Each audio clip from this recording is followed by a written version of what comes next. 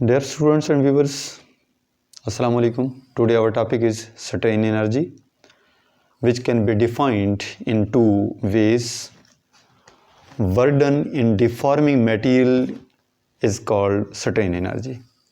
कि बॉडी में जो डिफॉर्मेशन प्रोड्यूस करने के लिए हमें वर्क करना पड़ता है वही वर्क सर्टेन एनर्जी कहलाता है. दूसरा हम इसे डिफाइन कर सकते हैं potential energy of the molecules due to displacement from their mean position is called certain energy.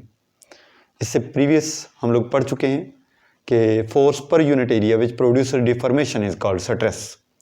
तो ज़ाहिर है डिफॉर्मेशन प्रोड्यूस करने के लिए हमने वर्क किया, वही वर्क उस बॉडी में स्टोर होता है और उस वर्क को जो कि पोटेंशियल एनर्जी के फॉर्म में है उसी को ही हम स्ट्रेन एनर्जी का नाम देते हैं.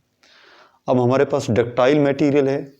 डक्टाइल मटेरियल क्या होगा कि the material which show permanent deformation after crossing the elastic limit then it breaks. यानी आपके पास एक बॉडी है, इलास्टिक लिमिट को क्रॉस करते हैं तो परमानेंट डिफॉर्मेशन होती है, प्लास्टिसिटी आ जाती है. फिर उसके बाद जब आप फर्दर स्ट्रेस को इंक्रीज़ करते हैं वो बॉडी ब्रेक हो जाता है, फ्रैक्चर प्रोड्यूस हो जाता है, तो उसको हम डक्टाइल मटेरियल कहते हैं. मतलब हमारे पास जो मेटल्स हैं ये हमारे पास डक्टाइल मटेरियल्स हैं. Consider we have a wire which is suspended by a permanent support.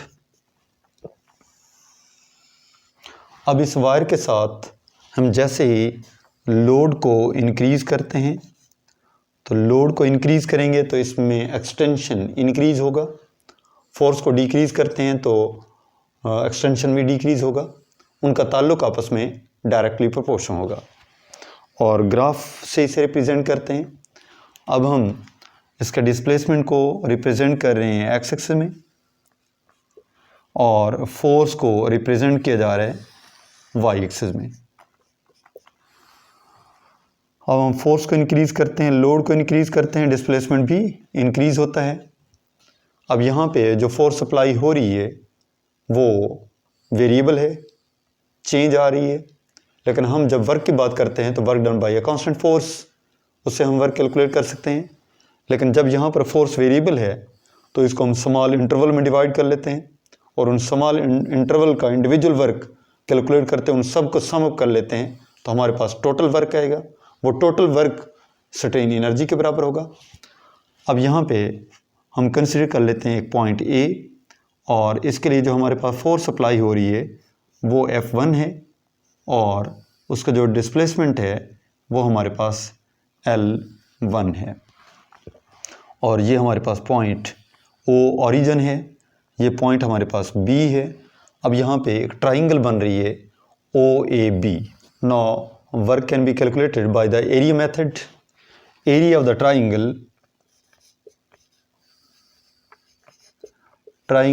OAB which is equal to half base into height 1/2 base L1 and height F1 which is equal to half F1 L1. ये हमारे पास area of triangle OAB आ जाएगा और इसी area को हम work का नाम दे रहे हैं. अब हम लोग जानते हैं कि modulus of elasticity can be defined as the ratio of stress and strain is called modulus of elasticity. अब यहाँ पे modulus of elasticity is equal to force per unit area F1 over cross section area A over strain change in length to original length L1 over L. Modulus of elasticity E is equal to F1 L over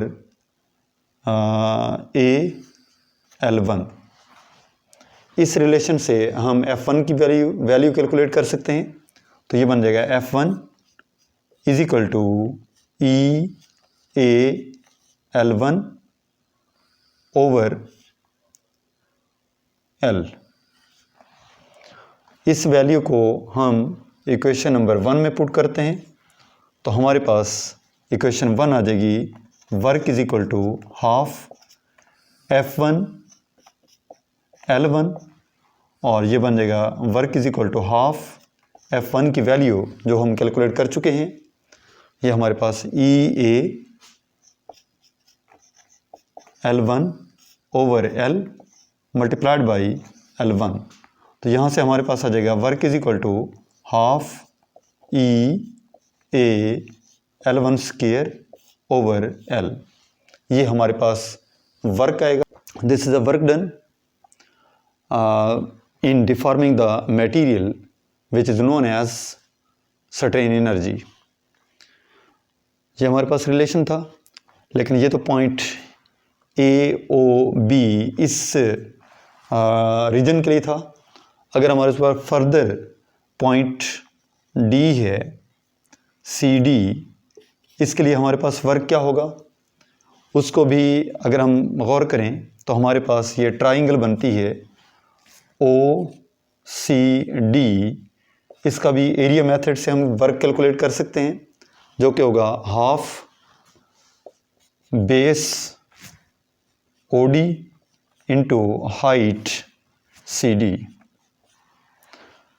इस method से पूरी triangle OCD का हम work calculate कर सकते हैं। और अगर हमें इस रीजन का ABCD का वर्क कैलकुलेट करना है तो ये हमारे पास ज्योमेट्रिकल शेप जो कि ट्रेपिज्म बन रही है, इसका अगर हमें वर्क कैलकुलेट करना हो तो ये हमारे पास होगा area of trapezium ABCD which is equal to half sum of parallel sides. Parallel sides हमारे पास हैं AB और CD, AB plus CD multiplied by BD। Trapezium का एरिया कैलकुलेट करना हो तो half sum of parallel sides AB plus CD multiplied by perpendicular distance between the parallel sides which is BD। तो इस एरिया मेथड से हम work को calculate कर सकते हैं। ये था हमारे पास टॉपिक स्ट्रेन एनर्जी। मिलते हैं इंशाल्लाह नेक्स्ट वीडियो में, तब तक के लिए अल्लाह हाफिज़।